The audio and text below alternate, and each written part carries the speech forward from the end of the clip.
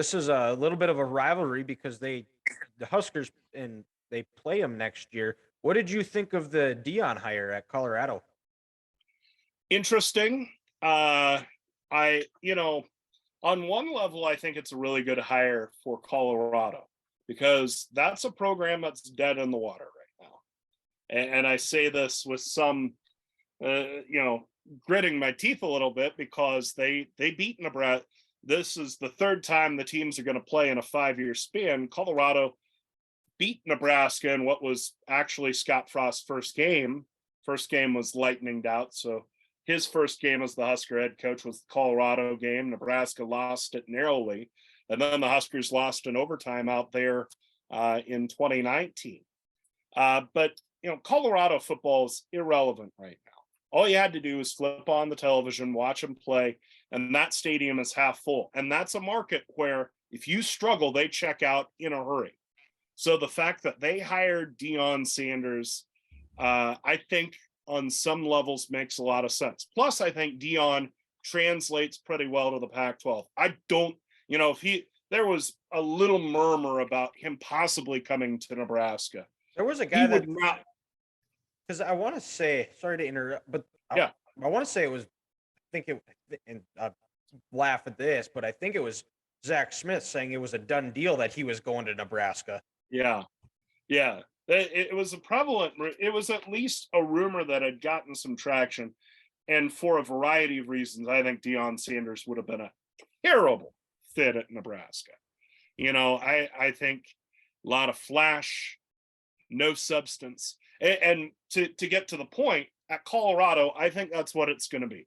I think he's going to have a highly rated recruiting class.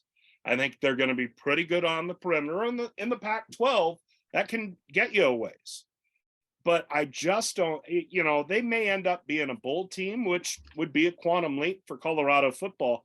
But in the end, talking about winning and losing football, I just don't see him elevating Colorado football to the point where they're winning the Pac-12 and, nationally relevant beyond the fact that, hey, a prominent NFL player is coaching at Colorado.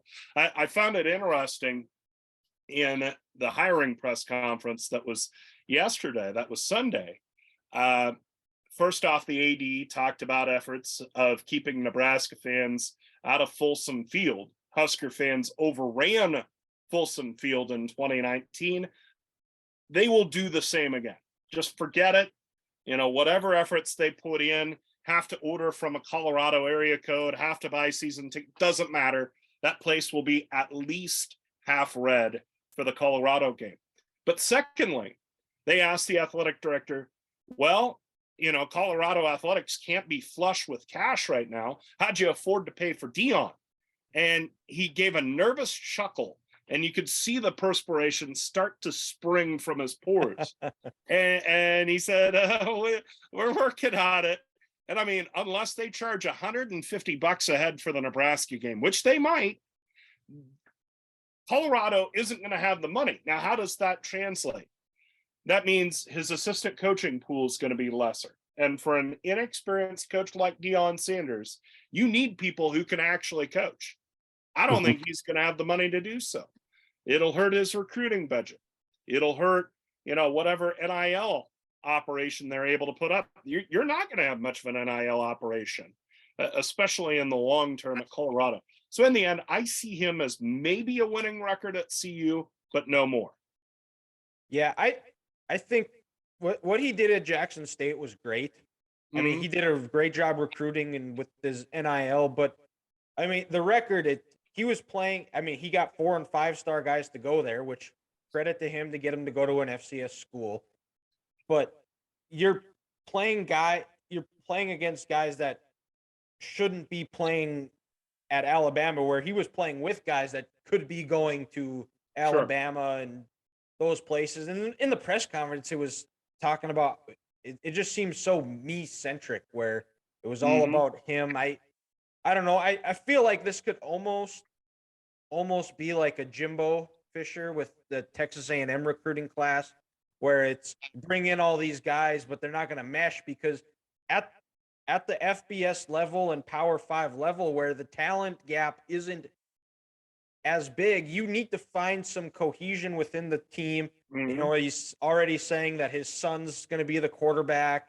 There's no competition. He's bringing a bunch of the rest of his guys from Jackson State. Like, that's just doesn't seem like that's a good way to win over a locker room. But No. And I don't think it's a good way to build a program long term. I mean, no, you talk about the FCS level. Yes, his talent was just overwhelming compared to the others. He's in the Pac-12. He's going against Lincoln Riley. He's going against Chip Kelly. He's going against Kyle Whittingham. I mean, Dan Lanning in Oregon.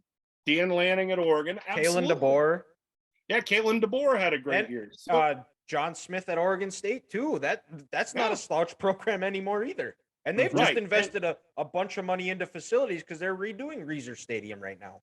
Yeah, absolutely. So you're going up 2 or 3 weight classes here as Deion Sanders, and I just don't. I think it's asking a lot of him to that quickly go from coaching maybe high school to coaching FCS and at a SWAC school to now, hey, we're going to be in the Pac-12, we're going to win, and we're going to compete for the national championship, all in a program where the support is pretty meager, and we're going to do it in a hurry. I just don't see it. And the me thing, that troubled me too, because this isn't FCS where it's, and you guys know better than me, what is it, 60 some scholarships for a program? Well, because what's FBS is it 70? 85. 85. So FCS is 70. Yeah. Yeah. Okay. So one high talent kid makes so much more of an impact on the FCS level than he does at the FBS level. So I just don't see how he's going to overcome that by just getting a bunch of kids, and especially the type of kid that you're going to get there. You talk about his press conference and his whole presentation being me centric. Well, that's the sort of kid you're going to attract. And if that's the kid you're attracting, man, that's going to be a tough locker room to wrangle. I just do not see it working out with much success at Colorado. I think the ceiling, quite frankly, is him going to a bowl game 2 years, 3 years in a row, and then going somewhere else, probably back toward the Southeast. Yeah.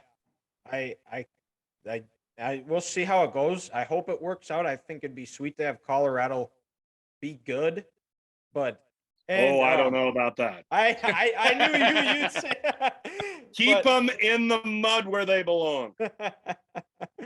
But I've heard it's one of the most beautiful campuses in the country. But one of the former D coordinators for Nebraska, Craig Bowl, former Bison coach as well, but he was talking to one of the Fargo writers back, I don't know how long ago it was, but they talked about it today on one of the radio shows I was listening to, and said that like Colorado is one of those places where they have all the resources in the world to be good. It's just there's just something around that place where it's just a very lazy culture. Yeah, it's interesting, and I'm not so sure there isn't something to that, which is weird, but it has persisted historically. I mean, Bill McCartney built that thing up in the mid 80s, and they had that run really for about 15, 20 years, where it sustained itself from the mid 80s until the mid 2000s. And Gary Barnett had the whole Katie Nida controversy. And that really threw that program for a loop, and they've not been able to recapture it. And there is something that holds that place back. It's a school that kind of has a foot in both camps, because even though they're in the Pac-12, they're still kind of out by themselves. So it's a little more blue collar mentality, but at the same time, there's also a huge piece of that campus. There's a huge part of that student body that comes from California, and is laid back, surfer vibe, all that. So yeah, there is something there. I don't know how to describe it. I don't know how to combat it, but I Craig's onto something there. That there's something weird that holds that program back.